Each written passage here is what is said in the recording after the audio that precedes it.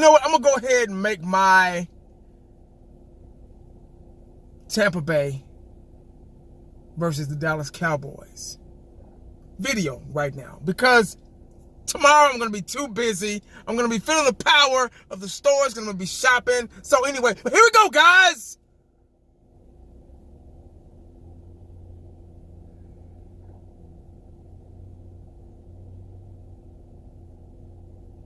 Thursday.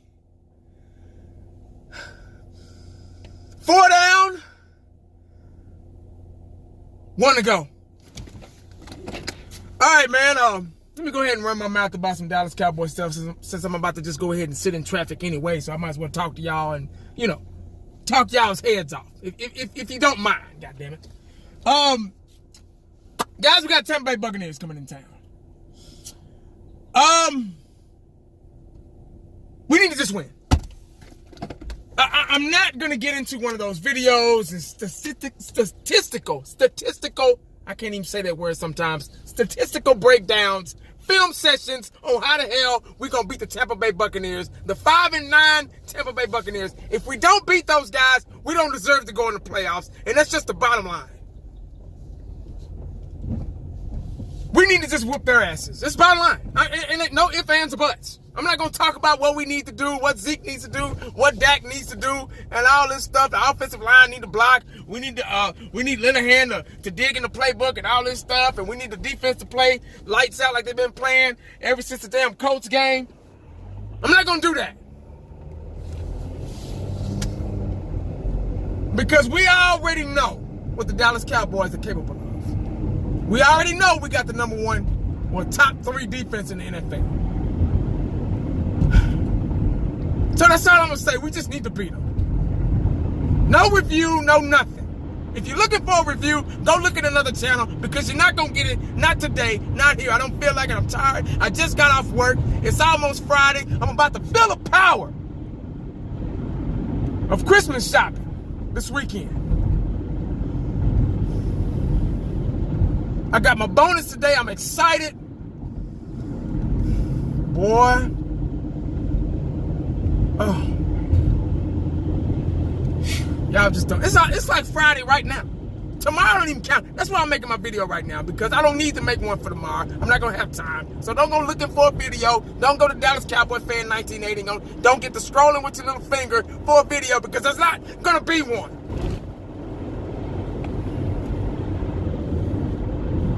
But anyway,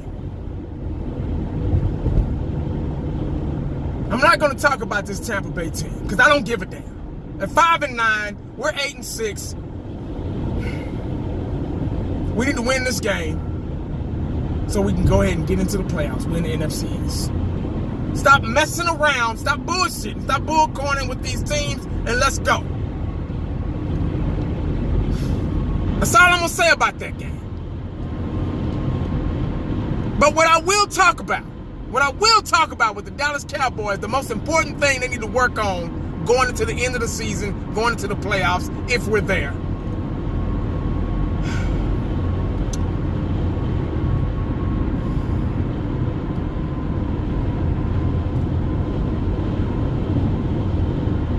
Red zone offense. I am so sick and tired of driving all the way up the damn field to kick a field goal.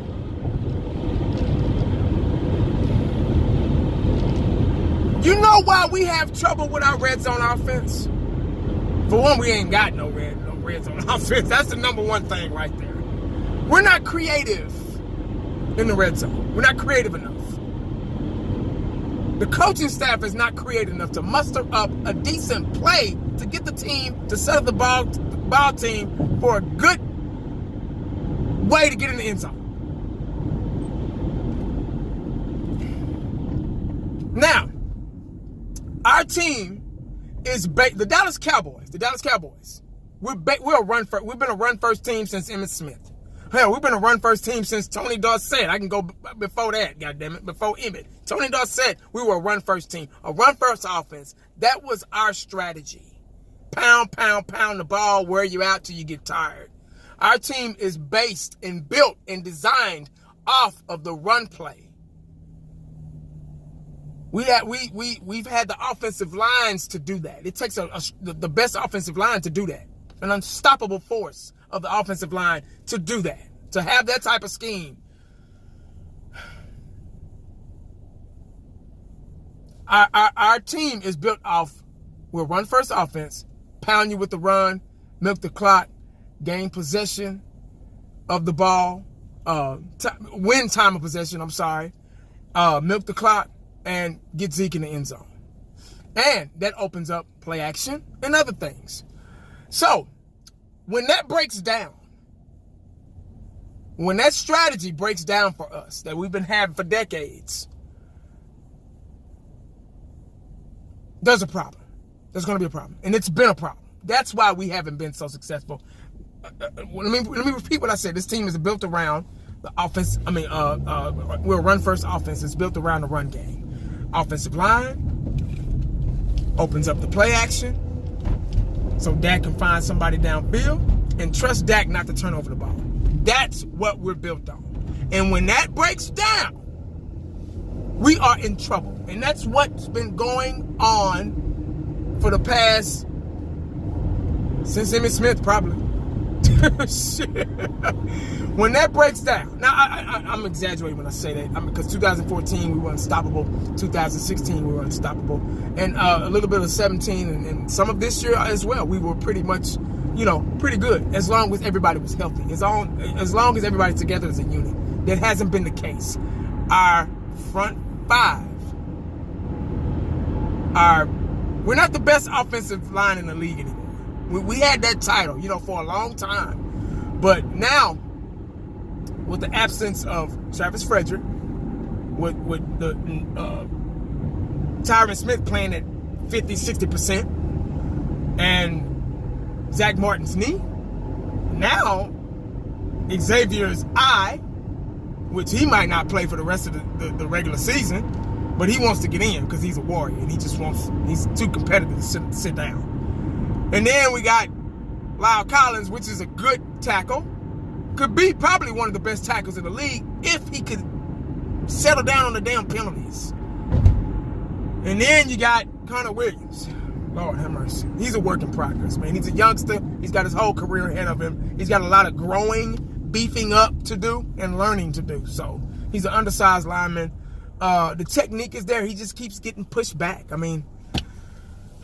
Poor baby. But anyway, when that breaks down for us, that's why we've been having a hard time this year. And that's why it's not been opening, especially in the red zone. Because let me tell you what happens in the red zone. In the red zone, you have a shorter field to work with. Red zone is right after the 20-yard mark. So, guess what the defense is going to do? They're going to tighten up. They're going to put 8 men in the box. The safeties are going to come up, and it's going to be hard for Zeke to run the ball. People are like, get the ball to Zeke. Get the ball to Zeke. Well, I get why you're saying that, because Zeke is a playmaker. And keep that word playmaker in your mind, because I'm going to talk about that next. As far as the red zone. This is a red zone video. If you haven't figured that out yet, you need to rewind it, keep rewinding until you get it.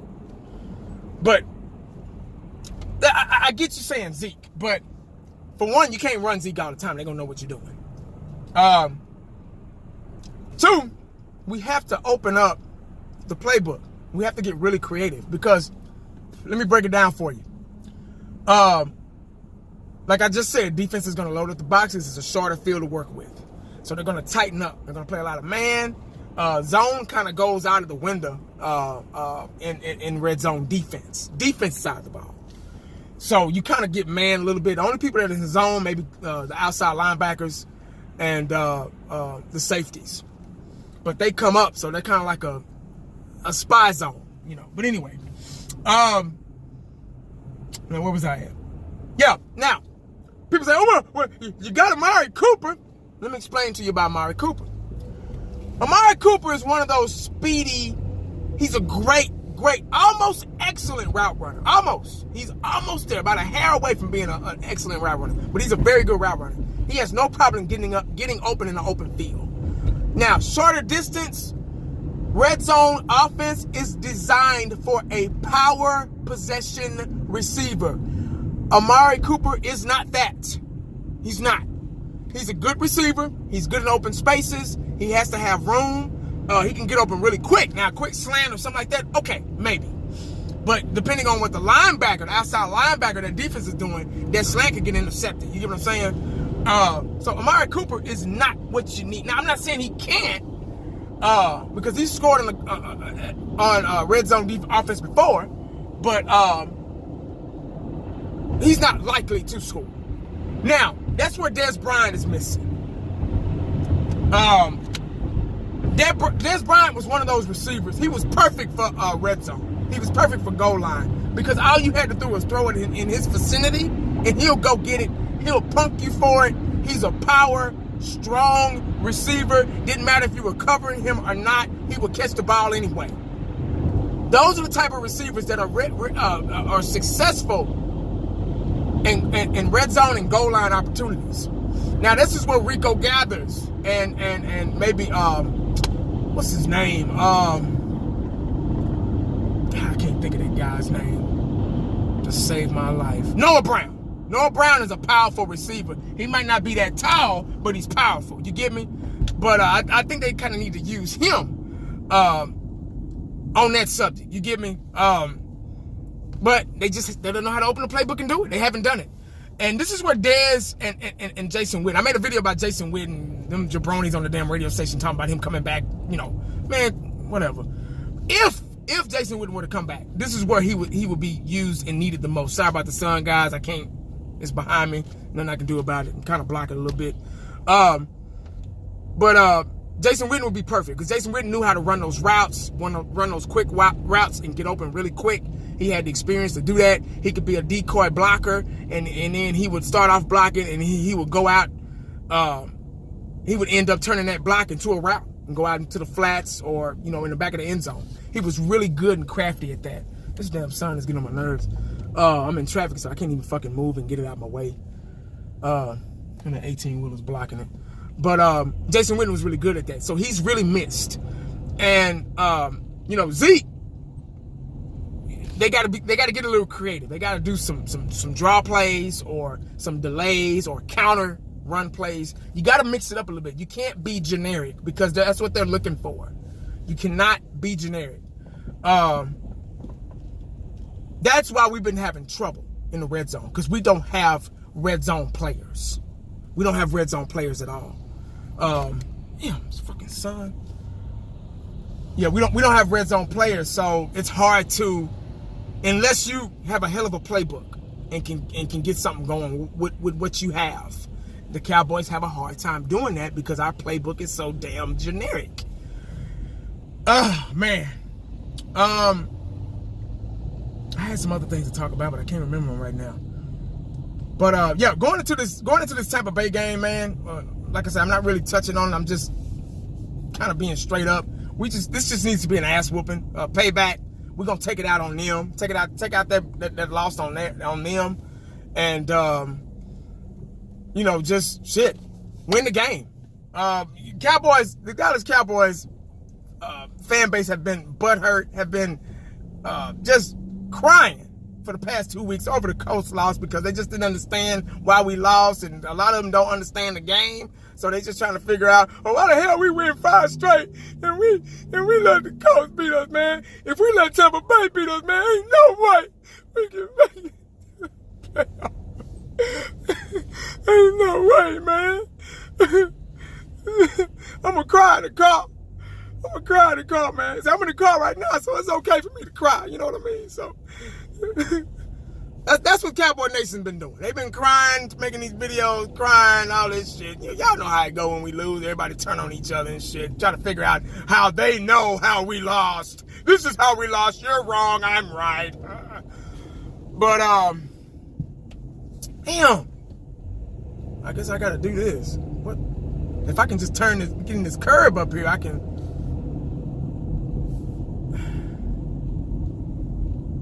But yeah, like I was saying, man, we just gotta win. There is no ifs, ands, or buts around it. We just gotta get out there and I'll go out to the ball in a bad mood. This is a, I don't want to say a must win, but this should be a win. That's the only way I can look at it, you know. Losing that game to the Colts, losing like that in that fashion to the Colts, it makes us, it opens up that door. And I don't like discussing losing with people because, you know, there is no stat with losing. You just fucking lost. Now, you can debate and analyze winning because you won. You can say, oh, Zeke got this many yards. Dak threw for this many yards. The line blocked well. Amari Cooper had so-and-so receiving yards and so-and-so touchdowns. Hurd was a contributor. Beasley, the tight ends, Rico gathers. Oh, God. The offense is just the greatest of all time. You can do that shit with the offense. Defense, you just fucking lost. You can't. I refuse. Next time we lose, I will not go live because I refuse to get into a shouting match over with another grown man or men or whatever over how we lost. Really? I'm not doing that. Because that's what eventually start happening. Well, what do you think? Oh, you're not right. What you trying to say?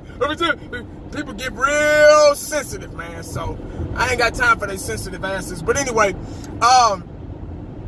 yeah, man. I mean, when you lose like that, you open up so many doors for other teams to figure out how you lost. You get what I'm saying? So Dallas Cowboys need to figure out how to score in the red zone, how to be creative in the red zone, and open up their door to the red zone and goal line, because we couldn't even score. It was 3rd and goal. And Dak Prescott threw a wide open pass to the fullback, and he couldn't catch it. He was wide open. So we can't even score in the goal line, let alone red zone. But when defenses see you lose like that, now for our defense ain't off the hook either, goddammit. They got their asses whooped. They got their asses handed to them last week against the Colts. And I'm going to tell you why. Because the Colts are a 3-step drop team. Andrew Luck runs a 5-something in the 40 and was able to scramble on us. Don't know how the hell that happened. We ran blitzes. They didn't work. Nobody looked back. They forgot all the fundamentals. They couldn't tackle. They couldn't cover. They couldn't do nothing. So, being being vulnerable to a 3-step drop, we can't cover a 3-step drop because all we do is run zone. We run cover 3, cover 4, prevent. There are different ways you can run cover 3 and cover 4 and cover 2 because those are zone defenses. The only thing that's man is cover 0 and cover 1. Pretty much that's all they pretty much run in the NFL unless you got like 5 or 6 receivers out there and they'll go to cover 6 and all that shit. But anyway, we rarely ever do that. Oh, shit. But, yeah, we rarely ever do that anyway. So, cover 0 and cover 1 is the only thing that's pretty much man on outside corners and, you know, whatever. Other teams are going to see that we can't, shit, the damn sun again. Other teams are going to see that we cannot cover a quick 3-step drop style offense. Colts came out, hut, boom, boom, boom, slam, boom, boom, boom, boom, boom. That's how they were able to get on the field so easily because we're not prepared for it. When you're playing a zone defense, it makes you ill-prepared for the quick play because your ass is in zone. All you're doing is backpedaling and trying to see how the play is going to iron out. So the Colts were able to eat us alive with that shit. Tight end, you know, boom. Wide receivers, boom, slants. Everything in the middle was open. The running back number 21, I forgot his name. That ain't my problem. He don't play for us, so I don't give a damn. He was killing us in the backfield. So, you know, those are things that just hurt us. And other teams are going to see that. Tampa Bay is probably watching. And that's why I say teams watch film because they see all that shit, man. They see it. Damn, got to put my arm right here just to block the damn sun so y'all won't be blinded. But other teams see that shit, man. And it's just, it's crazy. We got to figure out how to adjust. We got to adjust to things, man. And that's the major downfall of this team, not being able to adjust. Now, I'm talking like we're not going to win. I'm talking like, you know, but I'm just hard on them because I know they can do better. But we just got to find a way to, once again, outplay the coaches. Coaches got to find a way to get that ball in the end zone and the red zone. I mean, in the red zone and the goal line. And defenses got to start learning how to tackle again, wrap up, and be prepared for the 3-step drop quick play. Because that's that's our weakness. Like, seriously. Because they was killing us with that shit. I mean, Andrew Luck, he didn't hold that ball for no more than 3 seconds. He already knew where he was going with it, you know. So, that's pretty much all I got, man. I just wanted to kind of run my mouth a little bit, man, because I'm not going to be able to say, you know, make a video tomorrow. So,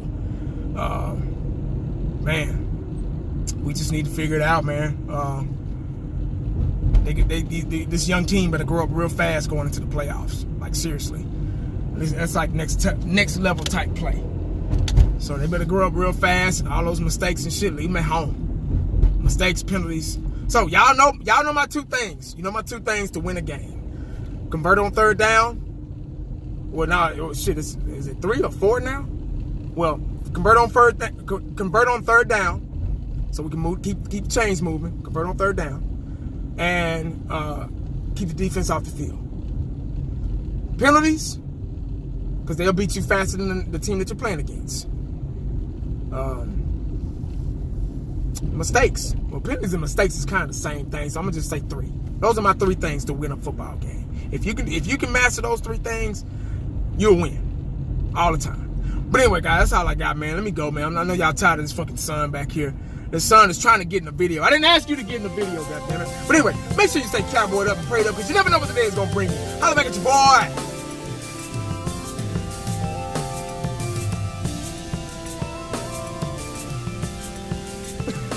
I'm out.